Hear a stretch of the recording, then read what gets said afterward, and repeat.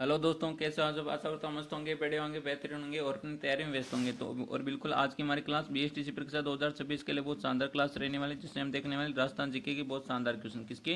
Rajasthan GK के बहुत शानदार क्वेश्चन, जो एग्जाम की दृष्टि से बहुत ही इंपॉर्टेंट और बहुत ही शानदार क्वेश्चन रहने वाले। तो एक बार सभी क्या कर दो, क्लास को शेयर कर दो अपने सभी प्यारे साथियों के साथ। और बिल्कुल तो बिना टाइम गवाए बिल्कुल शुरू कर लेते हैं आज की अपनी क्लास। और बिल्कुल पहला क्वेश्चन आपके सामने ये रहा कि बिलों की आजीविका के मुख्य साधन क्या हो जाते थे। यहाँ पर शिकार हो जाते, वनोपज हो जाते, कृषि या फिर आपके उपरोक्त सभी। यहाँ पर कौन सा आंसर हो जाता है राइट आंसर। यहाँ पर कौन सा आपका बिलों का आजीवन के मुख्य साधन क्या हो जाता है आपका? शिकार हो जाता है, बिल्कुल हो जाता है। वनोपज हो जाता है, बिल्कुल हो जाता है। और कौन सा आपका? कृषि हो जाता है। तो यहाँ पर उपरोक्त सभी, यहाँ पर डी आंसर आपका बिल्कुल राइट आंसर है। कौन सा? डी आंसर जिसने दिया उन सभी का करेक्ट आंसर हो जाएगा। और अगला क्वेश्चन आपके सामने ये रहा, संत मावजी ने अछूतों के उदार हेतु कौन सा आंदोलन चलाया था। जबकि संत मावजी ने कौन सा आंदोलन चलाया था? तो यहाँ पर लसाड़ी आंदोलन, गिरमिटी आंदोलन, प्रभाती आंदोलन या फिर आपकी आरोगण आंदोलन। तो इनमें से कौन सा हो जाएगा राइट आंसर? सभी आंसर कर दो एक बार कमेंट में, कौन सा हो जाएगा राइट आंसर। तो यहाँ पर कौन सा हो जाएगा राइट आंसर? संत मावजी ने अछूतों के उद्धार के लिए कौन सा आंदोलन चलाया था? आपकी लसौड़ी आंदोलन चलाया था। कौन सा आपका? लसौड़ी आंदोलन चलाया था। तो यहाँ पर ए आंसर जिसने दिया उन सभी का राइट आंसर। और बिल्कुल आपको लास्ट में कमेंट में जरूर बताना कि आपने कितने क्वेश्चन सही किए, सभी को कमेंट बताना। और अगला क्वेश्चन आपके सामने ये रहा, तो सुमिलित कीजिए। एक तरफ मंदिर दे रखे, दूसरी तरफ आपको स्थान दे रखे। तो यहाँ पर पिंपला देवी का दौसा में, उटाला का उदयपुर में, और आपकी जावर माता का भीलवाड़ा, और आपकी जोगनिया माता उदयपुर। तो यहाँ पर सुमिलित कौन सा हो जाएगा बताओ एक बार सभी। सुमिलित कौन सा हो जाएगा? सभी आंसर कर दो एक बार। तो यहाँ पर देखो कौन सा पिंपलाज माता का मंदिर आपकी कहाँ पर? दौसा में एक हो जाएगा। फिर आपका उटाला का कहाँ पर? आपकी उदयपुर में, बिल्कुल दो हो जाएगा। फिर आपकी जावर जावर माता का मंदिर कहाँ पर? उदयपुर में हो जाएगा। और आपकी जोगनिया माता का मंदिर आपके कहाँ पर है? भीलवाड़ा में। तो यहाँ पर एक दो तीन चार, कौन सा आपका? एक दो तीन चार आपका ये कूट आपका बिल्कुल सही कूट हो जाता है। और अगला क्वेश्चन आपके सामने ये रहा, राजस्थान राजस्थानी त्योहारों में सर्वाधिक गीत वाला त्योहार कौन सा हो जाता है? आपके राजस्थानी त्योहारों में सर्वाधिक गीतों वाला त्योहार कौन सा हो जाता है? यहाँ पर तीज हो जाता है, गणगौर हो जाता है, दीपावली और आपकी होली। तो यहाँ पर कौन सा आंसर हो जाएगा राइट आंसर? सबसे गीत वाला त्योहार कौन सा आपका? गणगौर हो जाएगा। कौन सा आपका? गणगौर हो जाएगा। बी आंसर जिसने दिया उन सभी का राइट आंसर। सभी आंसर कर दो एक बार कमेंट में, कौन सा हो जाएगा राइट आंसर। और बिल्कुल यहाँ पर गणगौर कब मनाया जाता है बिल्कुल बताओ एक बार सभी। गणगौर चैत्र शुक्ल तृतीया ना, बिल्कुल चैत्र शुक्ल तृतीया को आपको गणगौर का त्यौहार मनाया जाता है। और गणगौर कहाँ की? आपकी जयपुर की प्रसिद्ध हो जाती है। गुलाबी गणगौर नाथ द्वारा राजसमंद की हो जाती है। बिना इसके गवर आपकी जैसलमेर की हो जाती है। बिल्कुल एक कई प्रकार की गणगौर हो जाती है आपकी, जो अलग अलग अलग अलग जिलों की प्रसिद्ध हो जाती है। और अगला क्वेश्चन आपके सामने, किस जिले में गोगामाड़ी का मेला लगता है? तो गोगामाड़ी का मेला कब लगता है? यहाँ पर बीकानेर में लगता है, सीकर में, हनुमानगढ़ में और आपके चूरू में। तो यहाँ पर कौन सा हो जाएगा? गोगामेडी का मेला कब लगता है? बिल्कुल आपकी भाद्र कृष्ण नवमी को। कब लगता है? भाद्र कृष्ण नवमी को लगता है। कब लगता है? भाद्र कृष्ण नवमी को लगता है। और बिल्कुल कहाँ पर लगता है? आपके नौर हनुमानगढ़ में लगता है। कहाँ पर? आपके नौर हनुमानगढ़ में। सी आंसर आपका बिल्कुल राइट आंसर हो जाए। जिसने भी सी आंसर दिया उन सभी का राइट आंसर है। और अगला क्वेश्चन आपके सामने ये रहा, डूंगरपुर बांसवाड़ा में बोली जाने वाली बोली कहलाती है। आपकी डूंगरपुर और बांसवाड़ा में जो बोली बोली जाती है उसको क्या कहते हैं? मेवाती बोली कहते हैं, ढूंढाड़ी, रागड़ी या फिर आपकी वागड़ी। तो इनमें से कौन सा हो जाएगा राइट आंसर? तो यहाँ पर कौन सा आपका? डी आंसर हो जाएगा आपका। वागड़ी बोली आपकी डूंगरपुर और आपकी बांसवाड़ा क्षेत्र में बोली जाती है। और मेवाती आपकी अलवर भरतपुर में बोली जाती है। और ढूंढाड़ी आपकी जयपुर के आसपास में बोली जाती है। बिल्कुल यहाँ पर डी आंसर हो जाएगा। और अगला क्वेश्चन आपके सामने ये रहा, मुंह से बजाया जाने वाला वाद्य यंत्र। तो आपकी इकतारा हो जाएगा, ताशा हो जाएगा, अलगोजा और आपका कौन सा? नौबत। तो यहाँ पर कौन सा हो जाएगा राइट आंसर? मुंह से बजाने वाला वाद्य यंत्र। वाद्य यंत्र कितने आपके? चार प्रकार के होते हैं। चार प्रकार के तत्व वाद्य यंत्र, सुशिर वाद्य यंत्र, अवनद और आपका घन वाद्य यंत्र। तत्व वाद्य यंत्र तार की सहायता बजाई जाती है। सुशिर आपकी फूंक मारकर बजाया जाता है। अवनत जिन पर चमड़ा मंडा होता है। और आपकी घन वाद्य यंत्र जो धातु के बने होते हैं और बिल्कुल धातु की चोट से बजाए जाते हैं। यहाँ पर मुंह से बजाया जाने वाला आपका अलगोजा होता है। कौन सा आपका? अलगोजा। सी आंसर बिल्कुल राइट आंसर हो जाएगा। और अलगोजा राजस्थान का आपका राज्य वाद्य यंत्र हो जाता है। और इसके प्रसिद्ध वादक आपके रामनाथ पदमपुरा वाले हो जाते हैं। बिल्कुल रामनाथ चौधरी ना, बिल्कुल। और आपके नाक से बजाया था रामनाथ चौधरी ने, बिल्कुल शानदार। और अगला क्वेश्चन आपके सामने, मछली नृत्य किस जाति की किशोरियों द्वारा किया जाता है? तो मछली नृत्य किस जाति की किशोरियों द्वारा किया जाता है? बहुत ही शानदार क्वेश्चन है। बेल हो जाएगा, बंजारा हो जाएगा, सहरिया या फिर आपकी मीणा। सभी आंसर कर दो शानदार तरीके से, कौन सा हो जाता है राइट आंसर। सभी का आंसर आना चाहिए यहाँ पर कमेंट में, कौन सा हो जाएगा। और फटाफट से आंसर कर दो एक बार कमेंट में, कौन सा हो जाएगा राइट आंसर। तो आपके बंजारा के द्वारा आपकी मछली नृत्य किया जाता है। किसके द्वारा? बंजारा के द्वारा आपका मछली नृत्य किया जाता है। तो यहाँ पर जिसने भी बी आंसर दिया उन सभी का राइट आंसर है। अगला क्वेश्चन आपके सामने ये रहा, चटक रंगों का प्रयोग निम्न में से किस शैली की लोक कलात्मक निजी धरोहर? तो यहाँ पर कौन सा? जैसलमेर, झालावाड़, सिरोही और आपकी बूंदी। तो यहाँ पर चटक रंगों का प्रयोग किस शैली में किया जाता है? सभी आंसर कर दो। और अभी तक जिसने भी सेशन को लाइक नहीं किया तो एक बार सेशन को लाइक जरूर कर दें। और जो भी साथी पहली बार जुड़े, जो भी विद्यार्थी पहली बार जुड़े, वो क्या कर लेना, यूट्यूब चैनल को सब्सक्राइब जरूर कर लेना।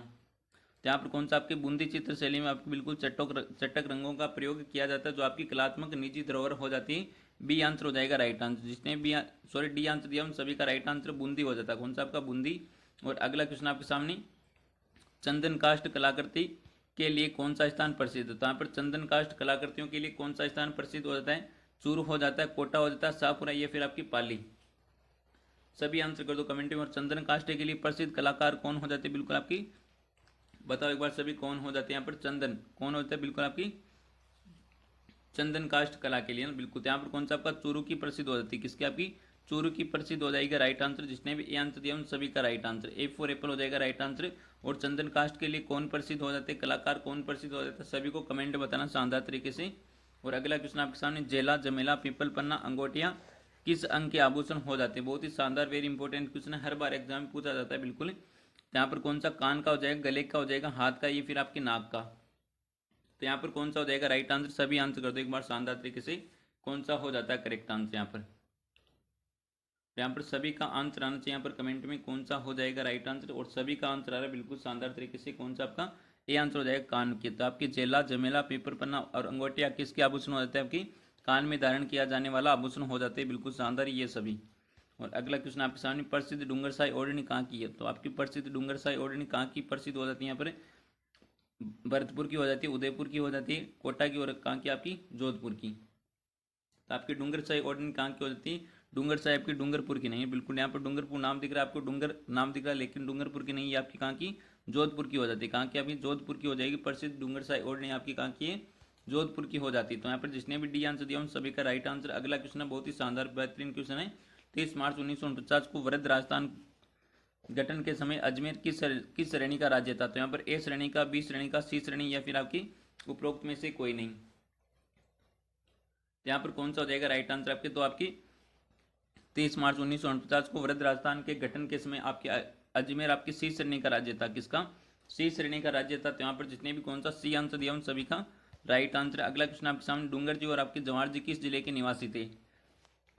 सीकर के, जयपुर के, अजमेर के और आपके जोधपुर के। तो यहाँ पर कौन सा हो जाएगा? डूंगर जी, जवाहर जी बिल्कुल क्या थे? चाचा भतीजा थे। और बिल्कुल इनको लूट पाट वाले देवता कहा जाता है। क्या कहता है? लूट पाट वाले देवता कहा जाता है। और ये क्या करते थे? बिल्कुल अमीरों से धन लूट कर क्या करते थे? गरीबों को बांट दिया करते थे। और ये आपके किससे?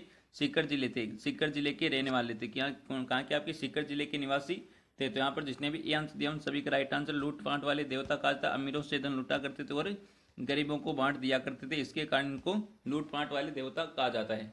और अगला क्वेश्चन आपके सामने ये रहा, आमेर का कौन सा राजा सर्वाधिक समय तक मुगल सेवा में रहा था? तो यहाँ पर जय सिंह हो जाते, बारमल हो जाते,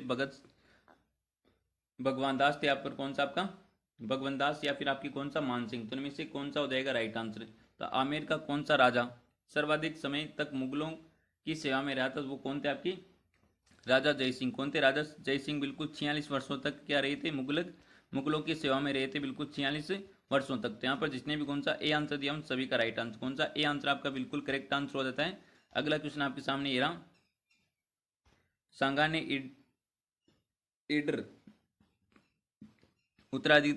उत्तराधिकारी संघर्ष में हस्तक्षेप किया क्योंकि वह अपना समर्थन शासक चुनना, नियुक्त करना, ईडर को मुस्लिम आधिपत्य से बचाना, मेवाड़ की सीमा पर शक्तिशाली राज्य की स्थापना करना, या फिर आपके सांगा ईडर राज्य पर अधिकार करना चाहता। तो इनमें से कौन सा हो जाएगा राइट आंसर? सभी आंसर कर दो एक बार कमेंट में, कौन सा हो जाएगा राइट आंसर। यहाँ पर सांगा ने ईडर उत्तराधिकारी संघर्ष में हस्तक्षेप क्यों किया था?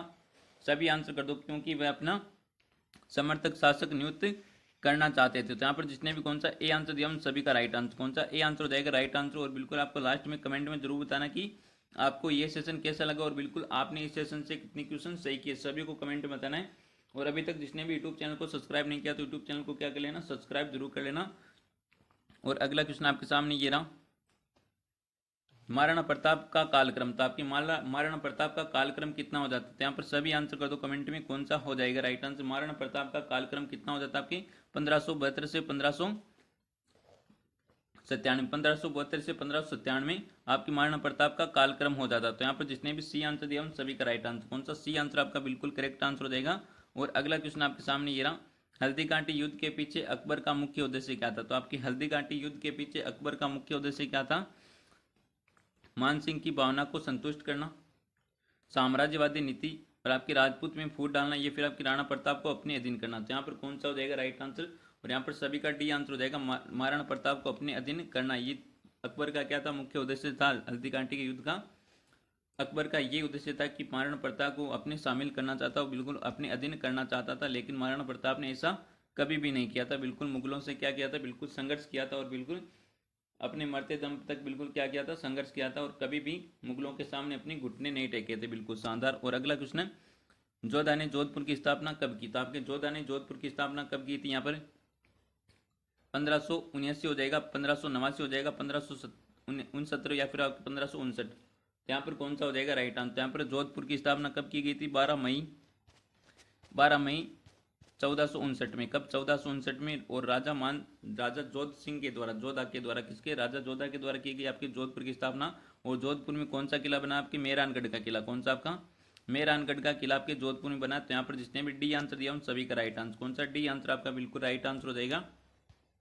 अगला क्वेश्चन आपके सामने ये रहा, आड़ में प्राप्त लाल रंग के मर्द पांडवों पर किस विधि से अलंकरण किया जाता था। तो यहाँ पर कौन सा, उकेर्ण विधि से, चिपकाए विधि, या फिर आपकी त्रास विधि, या फिर उपयुक्त सभी। तो यहाँ पर कौन सा हो जाएगा राइट आंसर, सभी आंसर कर दो कमेंट में। तो यहाँ पर आड़ सभ्यता, आड़ सभ्यता आपके कहाँ पर, उदयपुर में। कहाँ पर, आपके उदयपुर में हो जाती है आड़ सभ्यता। और बिल्कुल आड़ नदी किनारे अक्षकीर्ति व्यास ने खोज की थी बिल्कुल। और यहाँ पर आघाटपुर कहा था, धूलकोट भी कहा था बिल्कुल आड़ सभ्यता को। तो यहाँ पर कौन सा हो जाएगा, उकेर्ण विधि के द्वारा आपके लाल रंग के मर्द पांडवों पर अलंकरण किया जाता था। तो यहाँ पर कौन सा हो जाएगा, उकेर्ण विधि के द्वारा। ए आंसर हो जाएगा राइट आंसर। जिसने भी ए आंसर दिया उन सभी का राइट आंसर है। अगला क्वेश्चन आपके सामने ये रहा, कौन सी नदी वर्षा ऋतु में अपनी विशाल विनाश लीला, तो यहाँ पर विशाल विनाश लीला के लिए प्रसिद्ध है। तो यहाँ पर कौन सा हो जाएगा राइट आंसर, सभी आंसर कर दो। कौन सी नदी वर्षा ऋतु में अपनी विनाश लीला के लिए प्रसिद्ध है। रूपनगढ़ हो जाएगा, बाण गंगा हो जाएगा, साबी, या फिर आपकी कौन सी बांडी। तो इनमें से कौन सा हो जाएगा राइट आंसर, तो आपकी कौन सी हो जाएगी, साबी नदी हो जाएगी। कौन सी आपकी, साबी नदी आपकी